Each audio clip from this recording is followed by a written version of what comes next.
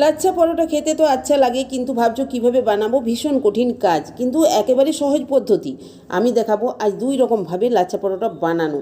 মাঝে মধ্যে ডায়েটের একটু হেরফের করে নাও।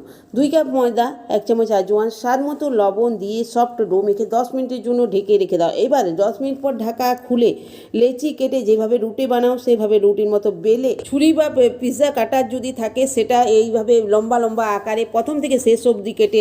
জেলেদেরকে কোনোদিন মাছ ধরতে দেখেছো? যেভাবে মাছ ধরার পর জালটাকে টান দেয় সেভাবে এটাকে টান দিয়ে লম্বা আকারে করে এবারে গোল মতো পাকিয়ে নাও। পাকিয়ে নেওয়ার পর ওপরের থেকে ছড়িয়ে দাও 1 চামচ সাদা তিল, 1/2 চামচ কালো জিরে, একটু ধনে পাতা দিয়ে খুব ভালোভাবে আবার বেলে নাও। বেলে গরম তাওয়ায় ফেলে এপিট ওপিট করে ভেজে এবারে তেল বা বাটার দিয়ে ভালো করে পরোটার আকারে করে নাও। এবারে এটা হচ্ছে নম্বর 1 পদ্ধতি দেখালাম। এবারে 2 নম্বর পদ্ধতিটাও দেখে নাও, এটা আরও সহজ। এইভাবে বেলে ফর্মুলা একই, অঙ্ক আলাদা। এইভাবে দেখো কতগুলো দড়ি বেরিয়েছে।